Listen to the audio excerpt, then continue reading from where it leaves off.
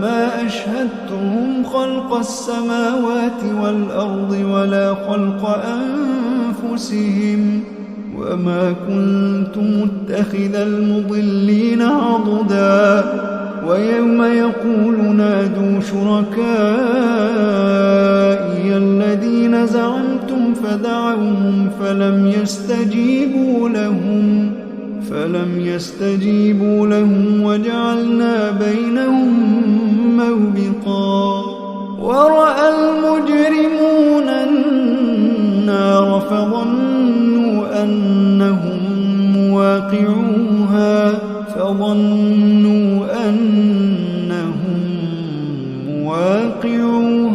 ولم يجدوا عنها مصرفا ولقد صرفنا في هذا القرآن للناس من كل مثل وكان الإنسان أكثر شيء جدلا وما منع الناس أن يؤمنوا إذ جاءهم الهدى ويستغفروا ربهم إلا أن تأتيهم سنة الأولين أو يأتيهم العذاب قبلا وما نرسل المرسلين إلا مبشرين ومنذرين ويجادل الذين كفروا بالباطل ليدحضوا به الحق واتخذوا آياتي وما أنذروا هزوا ومن أظلم ممن ذكر بآيات ربه فأعرض عنها ونسي ما قدمت يداه إنا جعلنا على قلوبهم أكنة أن يفقهوا وفي آذانهم وقرا وإن تدعهم إلى الهدى فلن يهتدوا إذا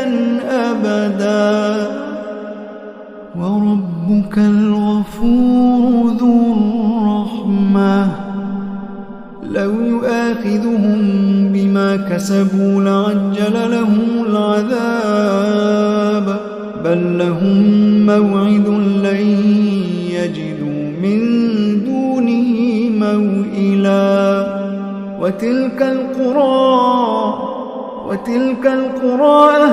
أهلكناهم لما ظلموا وجعلنا لمهلكهم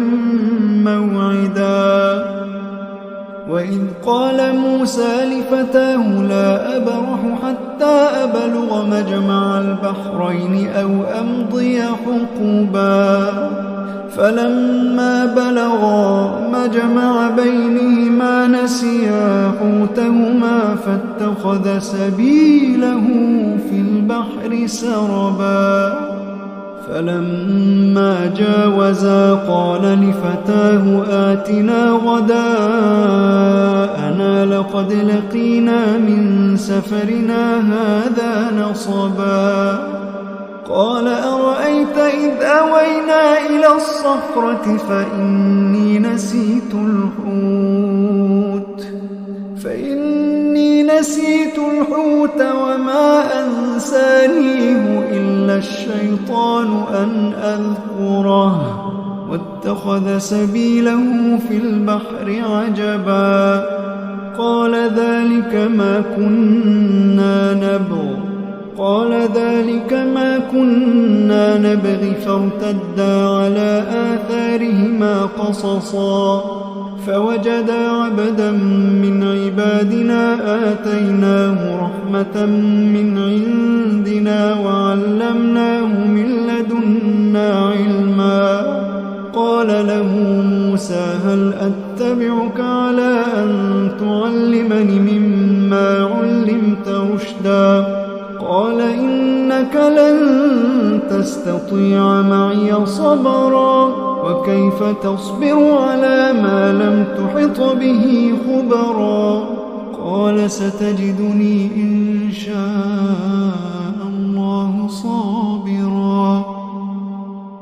قال ستجدني إن شاء الله صابرا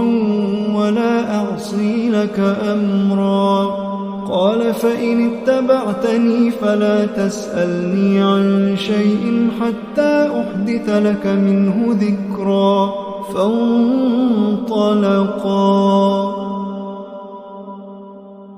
حتى إذا ركبا في السفينة خرقها قال أخرقتها لتغرق أهلها لقد جئت شيئا إمرا. قال ألم أقل إنك لن تستطيع معي صبرا. قال لا تؤاخذني بما